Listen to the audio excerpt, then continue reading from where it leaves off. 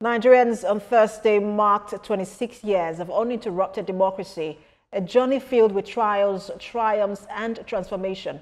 While the celebration may be over, the conversations around it continue to dominate national discourse.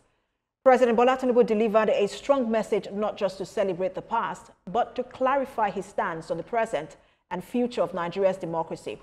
National Assembly correspondent TVC News reports. This year's Democratic Day was more than a ceremonial event. It became a powerful platform for President Bola Ahmed Tinubu to assert political authority and address growing concerns about Nigeria's democratic space. Speaking before a joint session of the National Assembly, President Tinubu struck a confident tone, both reassuring and provocative. In a pointed remark to the opposition, he mocked their lack of coordination and asserted the growing influence of the APC. The president insisted that Nigeria remains a multi-party democracy where diversity of opinions and political competition must be preserved and protected. To those who ring the alarm that the APC is intent on a one-party state, I offer you a most personal promise. While your alarm may be as a result of their panic, it rings an error.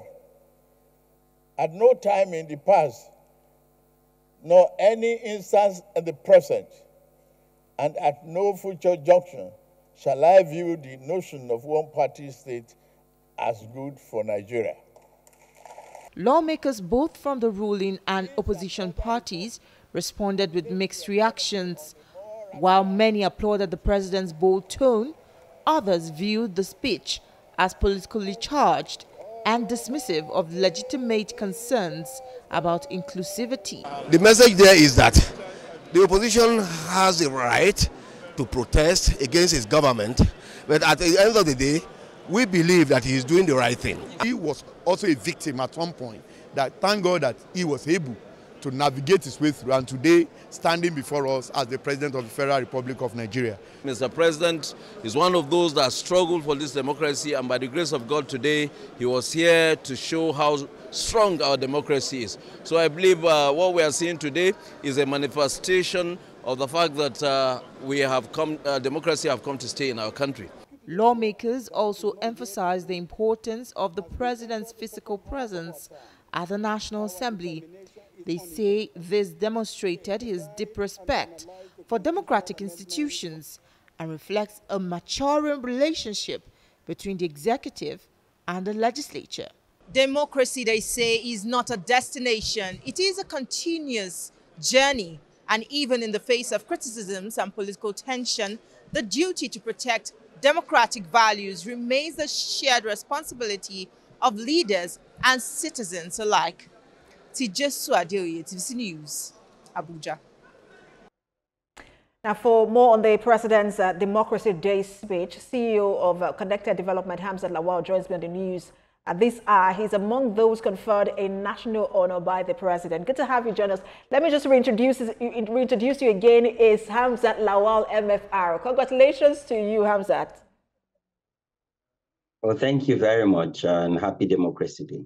Happy Democracy Day to you too. Were you told ahead, and what was your reaction when you heard your name being mentioned? No, interestingly, I was not informed ahead. But again, this shows leadership. This shows compassion, leadership. This also shows that Mr. President is recognizing people for contributing their own quota to Nigeria's emerging and young democracy.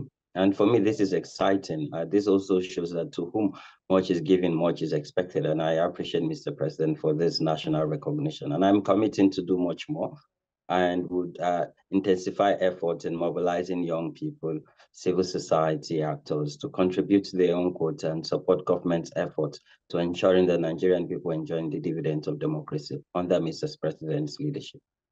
And the thing is, you're not, I mean, because I listen to you from time to time, you're not always very nice to government. You're also very critical of the work that you do. And so to be recognized, I mean, looking at all of that, even members of the opposition were also recognized as well. And what did that tell you about where we are, about this presidency, and then where we are in terms of our democracy? I think it tells us that Mr. President is a nationalist. He understands the role of activists, critics, civil society, and opposition. And I'm glad that he even mentioned in his speech that Nigeria would not run a one-party state, that is an important role that opposition plays. He also recognized the rights and role of citizens who are critical, who are calling him names, and who he has also committed and guaranteed, their protection and safety under the Constitution that he governs to ensure the rule of law. So this shows that Mr. President is a nationalist. He really take over and has immensified himself in the job and the role that the Nigerian people have given him as the mandate to lead us into prosperity. And it also gives confidence that, government itself is not just about people in the ruling class. It's about, activist opposition, civil society, the critical voice. Mind you, all of us want Nigeria to be better. And I'm glad Mr. President recognized that. And this shows maturity. It shows leadership. And I hope that all the leaders, particularly at the subnational level, can understand and take cue from Mr. President's leadership to show that truly you don't have to clamp down on dissenting voice. Rather, you must continue to create platform and make them feel safe, and also collect some of those feedback, because criticism itself is giving feedback to government to do better.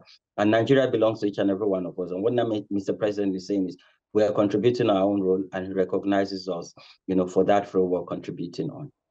And where do you think that we are? Because you've talked about how it shows maturity, it shows leadership, but just generally in our democracy, when you look at the democracy index for last year, you see that countries like Botswana, South Africa, Ghana, Senegal are ahead of us. There are other index, that you also look at and you see in terms of governance, you also see that these countries are ahead of us. And I'm wondering, where are we in terms of our democracy and what is missing?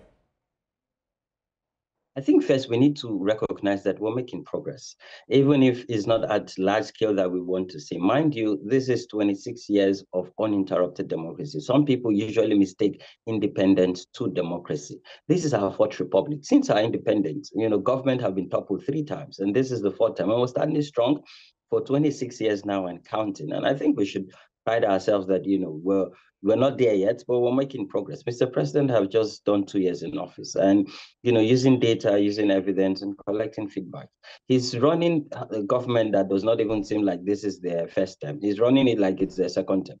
He took a very bold step, took reform and position that usually a first timer would not take, removing fuel subsidy, aligning the FX markets. And just recently, he's paid back debt that he was not even the one that collected from one of our lenders. So again, we're not there yet, but we're making progress. We're saying that, he's ensuring he's providing information timely, he's engaging critical stakeholders, and he's not distracted, with all the noise and all, the criticism. So again, I think that holistically, we have an opportunity here. Mind you, our democracy is young, is emerging. And I believe that now is the time to play a role in nation building, particularly young people and women. And I'm also particularly excited that he made mention during his speech around affirmative action and gender inclusion. And if you look at this government, you've seen that a lot of young people have given appointed position, even at cabinet level. Before now, you see ministers of youth who are not young people, but we have a minister who we can relate to, who is open and who has been engaging in dialogue and collecting feedback. So again, we also see that Mr. President is supporting women inclusion. You see his cabinet, you have a lot of women. And we see the National Assembly proposing the reserved seat for women bill. And this is something we believe that Mr. President would sign into law once it's passed, and when we get to 3rd majority at the State Assembly. I like Mr. President because he's leading by example, and hopefully he galvanize and inspire subnational government, which are our governors and local government chairmen. Mind you, this is also a government that ensured financial autonomy for local government. So again, he's not even leading like he's seeking a second term. He's just focused on, his first term and taking reform. And hopefully some of these indicators and indices will change with time. Mind you, this is just 2 years. And in coming months and weeks, we'll now take more data, have a reflection, and then, we'll put our country side by side, other nations doing well. And I believe Nigeria will stand tall in times to come. CEO, Connected Development, Hamzat Lawal, MFR, thank you so much for your time. Well, thank you for having me.